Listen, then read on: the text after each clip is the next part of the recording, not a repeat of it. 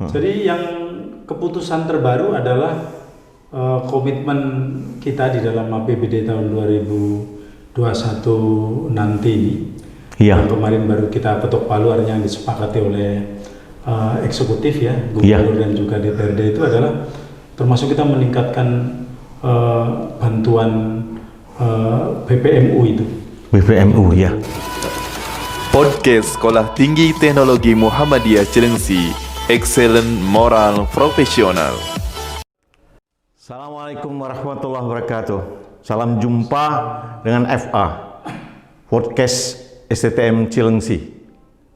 Teman-teman, saudara-saudaraku se-Indonesia, sore hari ini kita ketemu orang penting nih. Nggak gampang ketemunya. Ini diculik nih namanya, ya, dicegat. Ada acara di Cilengsi, kita ketemu sama seorang anggota dewan. Punya kualitas yang cukup baik dari daerah sampai ke wilayah. Teman-teman pengen tahu nggak? Hari ini kita undang beliau. Assalamualaikum warahmatullahi wabarakatuh. Waalaikumsalam warahmatullahi wabarakatuh. Pak Fono, apa kabar? Alhamdulillah baik. Sehat ya?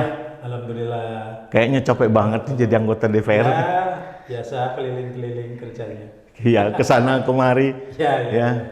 Orangnya serius tapi santai. Ya. Serius tapi santai. Ya, luar biasa. Ya. Yang penting pasti menjadi anggota DPRD wilayah Jawa Barat. Pak Fono, ini teman-teman pengen tahu nih Pak Fono. Di Jawa Barat ini kita punya program terutama untuk anak-anak muda ke depan tentang pendidikan.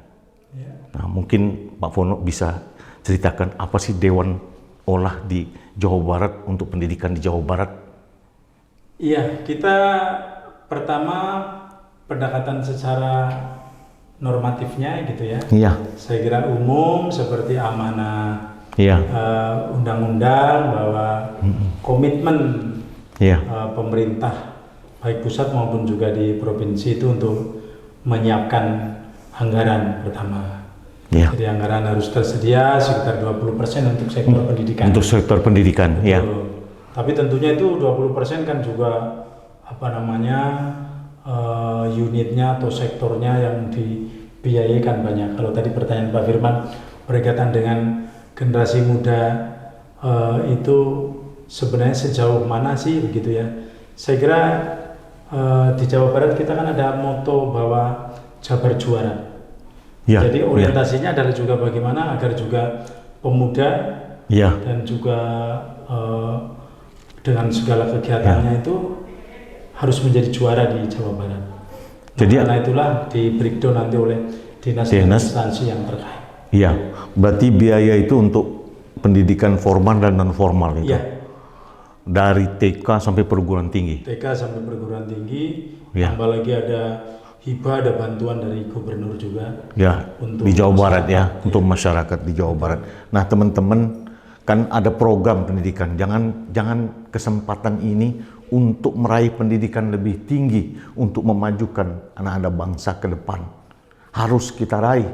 Kesempatan ada, beasiswa ada, anggaran ada 20% loh. 20% itu besar Pak. Oh iya. Cukup besar. 20% anggaran Provinsi Jawa Barat tahun ini saja 44 triliun. 44 triliun, 20% berarti. 20%-nya kan itu artinya seperlimanya berarti. Berarti 8 triliunan lebih. Kira-kira. Iya. 89. Iya, sampai 9 triliun loh. 89 triliun untuk pendidikan loh, teman-teman sekalian. Ya, jadi luar biasa anggaran ini. Tapi itu harus kita raih. Ya, tidak bisa kita berdiam diri sebagai pemuda ke depan. Sebagai anak-anak bangsa ke depan harus kita raih. Tinggal Pak Fono, teman-teman di DPRD untuk mengolahnya, untuk mendistribusikannya, untuk membagikannya ke dinas-dinas untuk kita ambil anggaran tersebut. Nah, kalau begitu mungkin banyak program juga di Jawa Barat ini untuk pendidikan terutama. Untuk kita ini kan Muhammadiyah Pak di sini Pak. Muhammadiyah ini kan punya kontribusi besar di dalam pendidikan. Ya, luar biasa. Pasti kan yang akan banyak juga mengambil kesempatan Muhammadiyah. Ya. Nah, bukan berarti kita tidak memperhatikan yang lain, tapi Muhammadiyah kan sejak dulu sebelum Republik ini ada kan sudah ada pendidikan. Artinya kita kan juga punya kesempatan untuk itu ya Pak. Betul. Untuk mendapatkan bantuan-bantuan itu. Ya.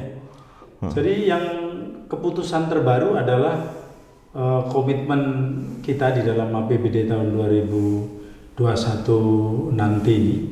Iya. Yang kemarin baru kita ketok palu, artinya yang disepakati oleh eksekutif ya, gubernur dan juga DPRD, itu adalah termasuk kita meningkatkan bantuan BPMU itu. BPMU ya. SMK. SMK ya. Di samping juga tadi Ya. hibah dan Betul. bantuan gubernur itu merata. Ya. Dilakukan dan otomatis kalau Muhammadiyah juga memiliki banyak siswa dan juga sekolah, itu secara otomatis secara kuantitatif juga bertambah, karena tadi baik dari segi jumlah maupun juga nilainya bertambah. Saya kira itu tinggal kita mengakses, dan kalau yang pendidikan formal saya kira sudah ada sistem lah, karena datanya kan ada di Dapodik semuanya. Iya, betul. Dan itu pasti, atau saya sepemahaman saya tahun 2021 ini pasti akan meningkat, dan kita makanya ini tinggal berdoa saja mudah-mudahan pandemi COVID-19 ini cepat berlalu ya. Cepat berlalu sehingga kehidupan kita normal kembali. Kemudian banyak hal yang kita tata untuk lebih baik pada saat yang akan datang. Kita kan dapat juga dari pemerintah nih kan yang COE, Center of Excellence. Betul. SMK 2 kita. Betul. SMK di Muhammadiyah 2, SMK Gondang itu dari Legi. Direktorat ya? Iya, dari direktorat, kemudian beberapa bantuan dari provinsi, ada juga bantuan DAK juga kita dapatkan untuk pengembangan potensi SMK Pak. Dan ini cukup bermanfaat kiranya. Dan ini, nah artinya teman-teman sekalian, kalau yang ingin sekolah juga di sekolah menengah kejuruan, ya bantuan dari pemerintah cukup banyak ya untuk pengembangan diri, untuk kemampuan keahlian kita ke depan. Nah, kalau tidak sekarang, kapan lagi teman-teman mau masuk? Ya, silakan. Sekolah kejuruan ini sangat ya diperlukan. Artinya ke depan yang namanya sekolah-sekolah kejuruan ini akan diharapkan oleh pemerintah untuk mampu menyelesaikan. Termasuk pemerintah pusat kan memberikan perhatian yang lebih sekarang terhadap pendidikan vokasi. Ya, pendidikan vokasi artinya pendidikan kejuruan. Ya. Nah, ini kan artinya buat teman-teman yang masih remaja, yang masih muda, pemuda-pemuda kita untuk ke depan. Ini adalah potensi yang harus kita raih ke depan, ya. Karena pemerintah juga membiayai itu untuk vokasi-vokasi ini. Malah sampai ke universitas itu untuk vokasi itu disiapkan oleh pemerintah agar kita dapat mengurangi namanya pengangguran. Nah, mungkin di Jawa Barat ini pembinaan terhadap pemuda juga ada kaitannya Pak dengan. Oh ya, saya kira sangat erat sekali nih hubungannya. Sehingga sekarang bagaimana dengan media sosial dengan era milenial sekarang ini kan artinya media online atau media sosial yang ada, silakan diakses lah itu. Saya kira banyak sekali informasi yang bisa untuk memperluas jaringan, memperluas wawasan, dan termasuk yang paling penting mengakses terhadap kegiatan itu. Nah, kalau sudah tahu, paham, nah nanti kita bersinergi. Barangkali ada, katakanlah kami dan juga tim, mungkin kawan-kawan bisa mengadvokasi atau mengguiden dari anak-anak muda atau masyarakat lah barangkali secara luas untuk juga mengoptimalkan agar tujuan baik pemerintah, anggaran yang disiapkan itu terserap, tetapi dengan cara yang baik dan benar.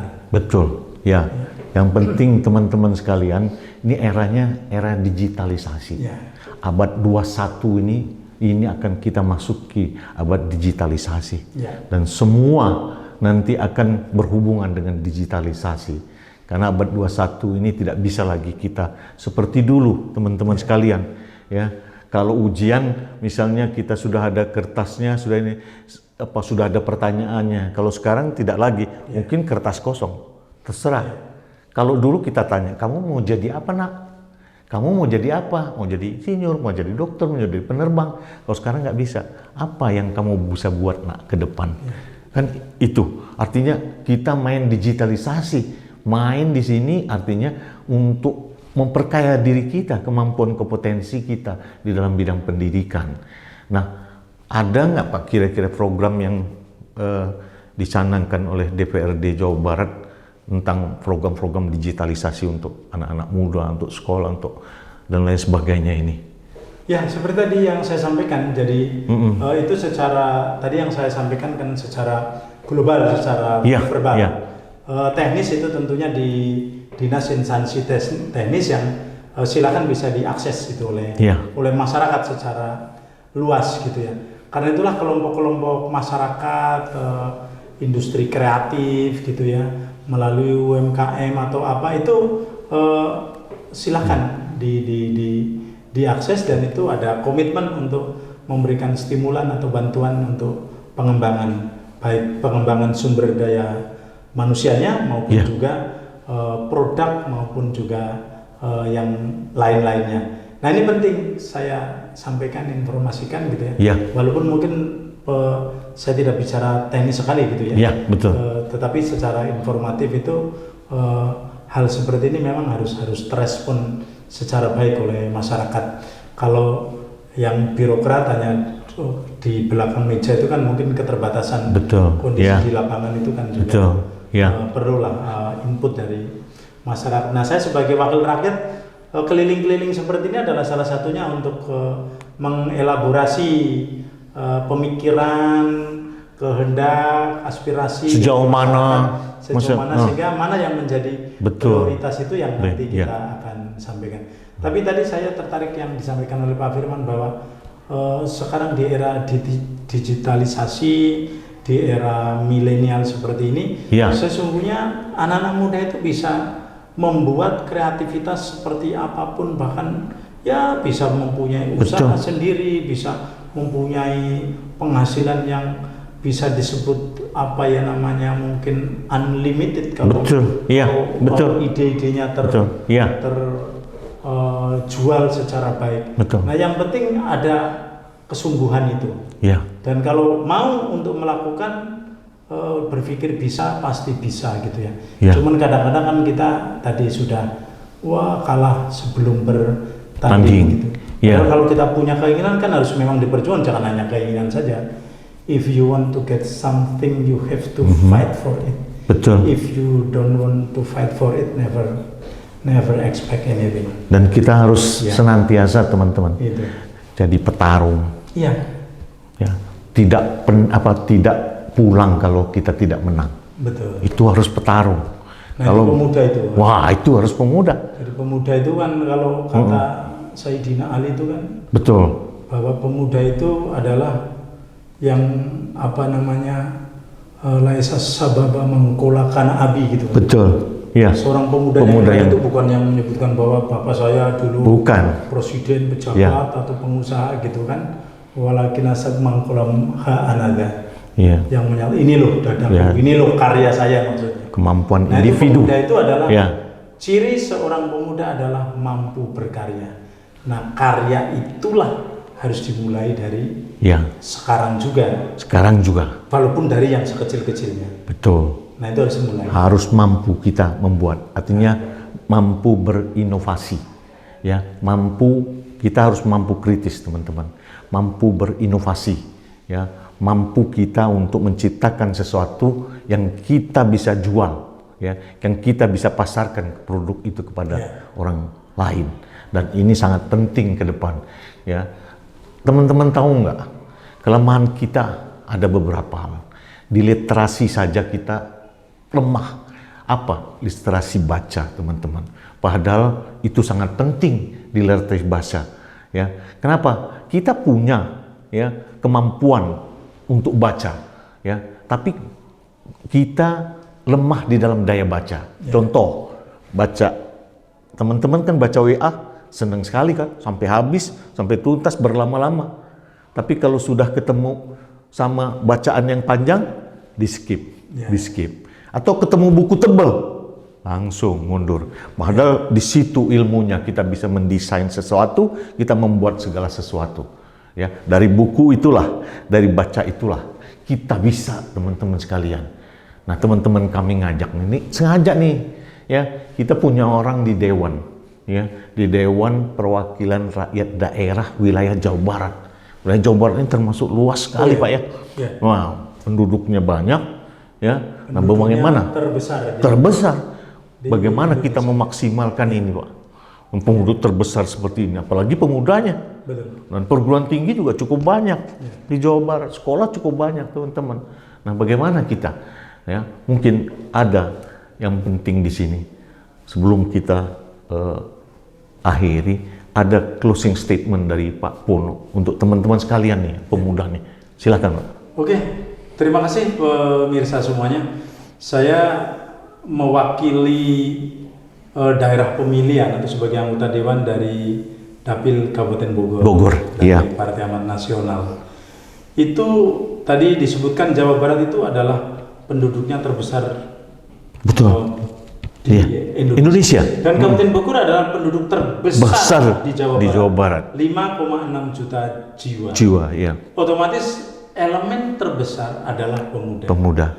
Betul. Maju mundurnya bangsa atau juga kabupaten atau provinsi atau negara ini adalah bergantung kepada pemuda.